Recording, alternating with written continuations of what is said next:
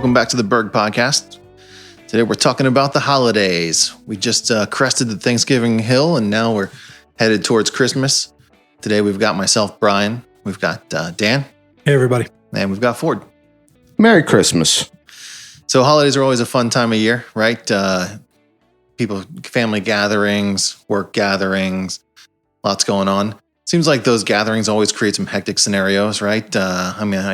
We're talking a little bit this past week, and we had a car breakdown on our way to a family gathering. That's always an awesome experience. Car leaves you sitting on the side of the turnpike. I'm not smart enough to call AAA, so I just limped it to the next exit. But it does seem like this time of year, things just sort of happen out of the blue. Maybe we're rushing too much. But Thanksgiving, right? Dan, you had a big Thanksgiving. Yeah, so we had with COVID, the decision was made we would keep Pennsylvania separate from New Jersey, basically. So Aaron's family came over on Thanksgiving. So we had like 16 in our house on Thanksgiving.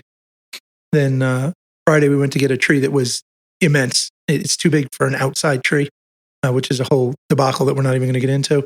And then Saturday, this is like a Griswold tree. Oh, it's bad, bro. I mean, this tree is 12, 13 foot too tall. I had to pick it up. It's the heaviest thing I've picked up in 20 years. It's ridiculous. There's a chainsaw coming in my house to get that. The guy from Jersey says something's ridiculous. That ought to be something to say. It's It's a big tree kind of year. They might say that tree is huge. Yeah, huge. I'm not saying it right. Sorry. But yeah, so on Saturday we had my family come over. So we had like 40 people at my house. They all crossed the bridge. They did. They all crossed the bridge. They made their way west here. They had to take Conestoga wagons to get this far west. But so we had people over. So in my house, we had finished the basement. We moved this year. So we were fortunate. We were able to move with what the market did.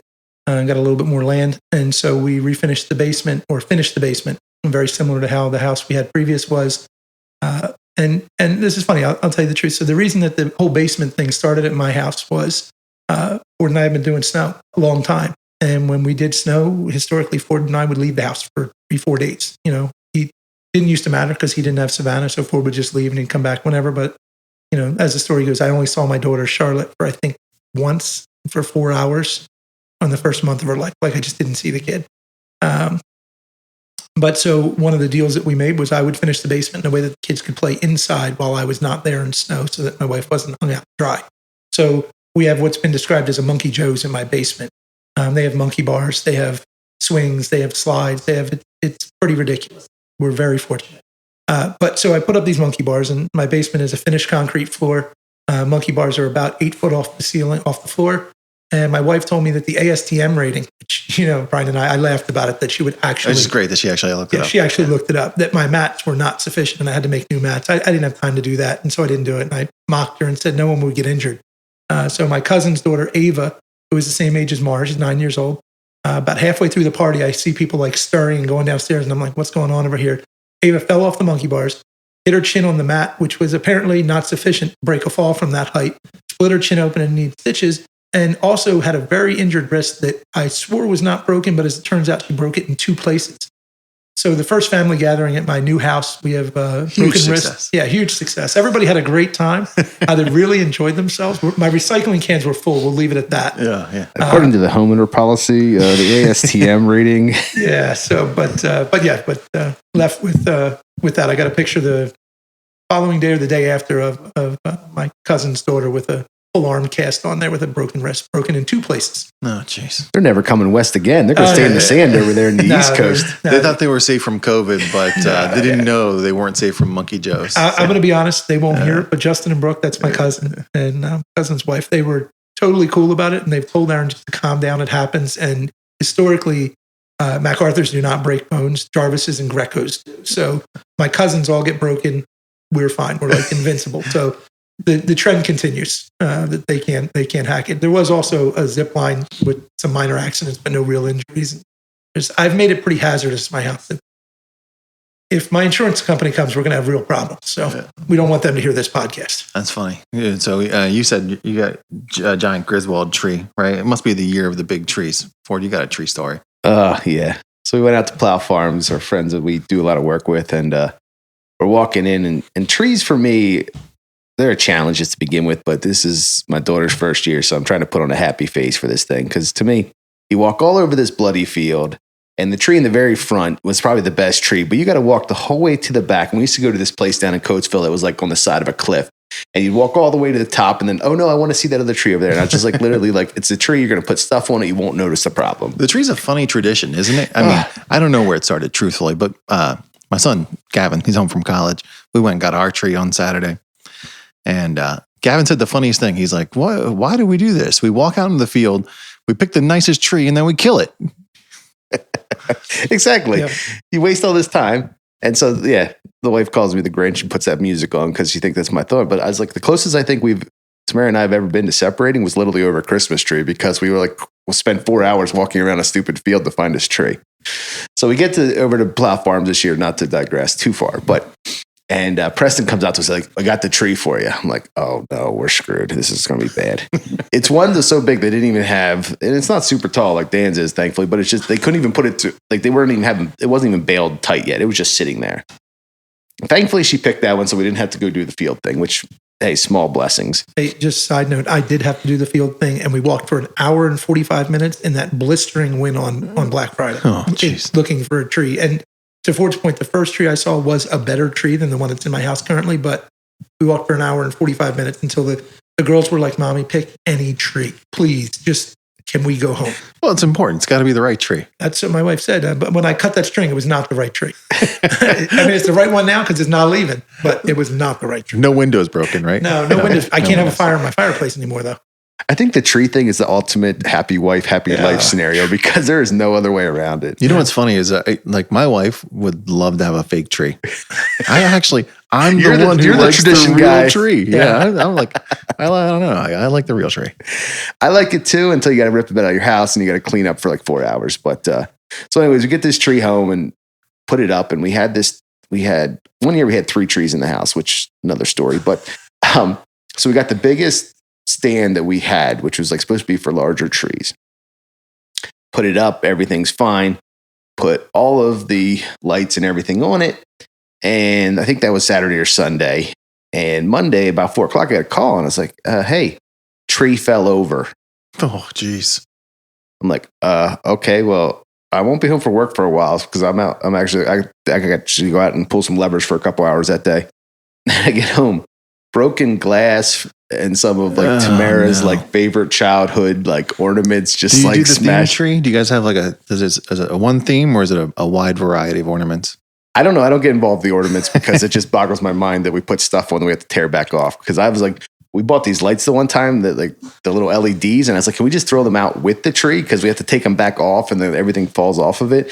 But literally, the tree was laying on the side in the middle of the living room. Thankfully, Savannah wasn't playing in the room at that point. But it was one of those things you just during the moment, kind of like you said with your car breaking down, not funny. The broken arm and everything, not funny. But when you just think about it, it's just part of the it's kind of funny family traditions. It feels like the holiday season, right? Thankfully, it's the holidays, because otherwise it'd probably be a little worse off for everybody. Everybody be a little more cranky. But you're like, you know what? Actually, it's the holidays. We just got to accept it and roll on. Yeah. How about you, Brian? You seem like you'd be a themed tree type of guy. I am not a themed tree. So my wife grew up in a family that had several trees in their home. Many of which were themed trees. So they had like a Thomas Kincaid tree, right? The fancy bulbs. They had like one of those trees with like the ends on it that are fiber optic, or yeah. So they had a couple trees. No, me growing up, we have like every ornament we ever made as kindergartners. We got all the babies' first Christmas. No, not a themed tree. In fact, I like the old ornaments. Allie starts to kind of phase them out a little bit. She hides some of them, doesn't let me put them all on. But yeah, we had to make a big change this year too. Erin is a Stark wants C7 real bulbs, which is crazy because I'm not going to get into it. But Erin has a fear of fire, and so to put these trees on these bulbs on this tree is mildly dangerous. And I see my electric bill spike because the number of lights you need on that side on a big tree. So I finally convinced her to go to LED that looked like the C9, C7 bulbs. I was immediately pointed out that now I can't have the bubble lights. Like, do you remember them? I don't know. I'm old. I don't know if you remember bubble lights. Yeah. Oh, yeah. So we have bubble lights. I don't even know what I'm supposed to do now. I might have a set of the other ones just to have the bubble lights work. So it's going to be a whole big ordeal. But we also have the tree that has the ornaments that the kids made. That Mm-hmm. Anybody hide a pickle? Anyone have like the lucky pickle ornament or anything like that? No, I didn't even know about that one. I was just thinking about growing up, like we took, because we were in the land clearing business, we just take a top off of some tree and that was the tree for the year. So like it was too wide, too short, whatever it was, but that's what we got. But all I remember doing as a kid, I don't remember putting ornaments on.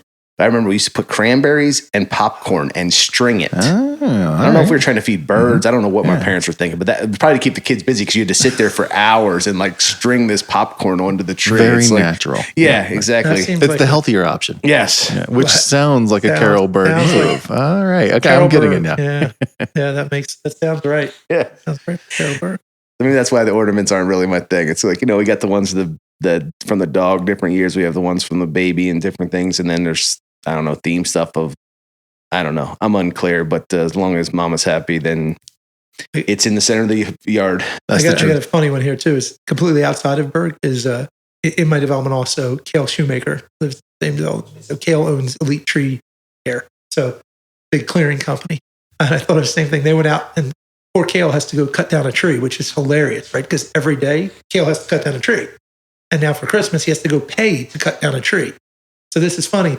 But it was cold and his wife lost her nerve because it was too cold. And so Aaron sent Amy, his wife, a picture of our ridiculous tree. And Amy returned with a picture of a tree that's about 4 foot tall. So Cale has like a lawn shrub and I have a tree that should be like at Longwood. Brad could probably have a tree branch coordination meeting about it. Yeah. Don't get me started about walking around Longwood Gardens for lights. It's a beautiful place, but you better get your walking shoes on. Yeah. Well, we love Longwood. Yeah. Our family, we frequent. Hey, you want a quick funny Longwood story here? Sort of Christmas related. So the other day I was down at Longwood. John's on vacation. Chris is there. So I pulled in. Chris comes up, talks to me. He's like, "You're not going to believe what just happened. A lady just walked in and she was walking in the hole around taking pictures of the foundation." And he said, and this lady's like kind of in jeans and boots, didn't have a high-vis shirt, no helmet, just nothing. He said, so I walked over. I said, can I help you? And she said, "Oh, yes, I'm just here taking pictures at Longwood." He was like, he just looked at her and she said, "Well, isn't this Longwood?" And he said, "Well, yeah, it's Longwood, but this is a construction zone. You can't be in here."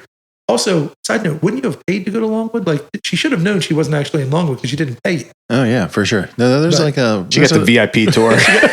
Ironically, she found the construction entrance and just walked in. Ironically, she did get the VIP tour. So, truth be told, Bancroft was so eager to just get her out of the construction site that he just opened up the back gate and she just walked in the Longwood.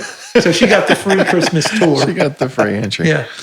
She's going to post their pictures on yeah, it's not going to go over. Not going to go over well. Yeah.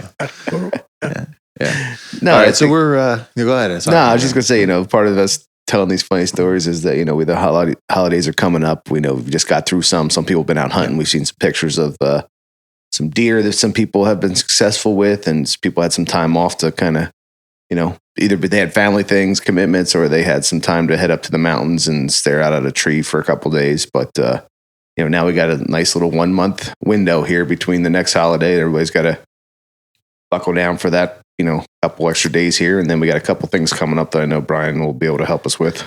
Yeah, a lot of stuff that has to get done in the next couple of weeks, right? The holiday season for individuals and families usually means that in the construction world, we're rushing to get things buttoned up before bad weather comes here in the Northeast, at least. So, but no, we do have some stuff coming up. Yeah, you're right. We're going to got a couple of days off, which will be nice. We'll be off Christmas Eve and New Year's Eve.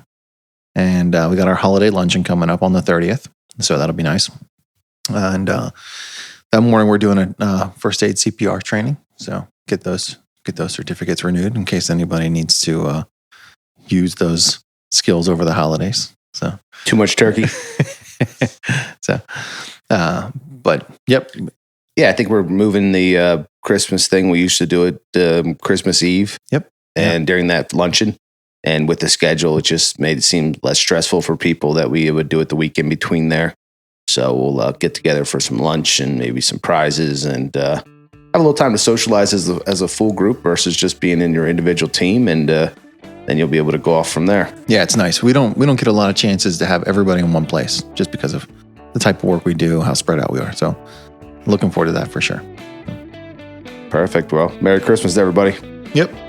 Merry Christmas. We'll talk to you soon.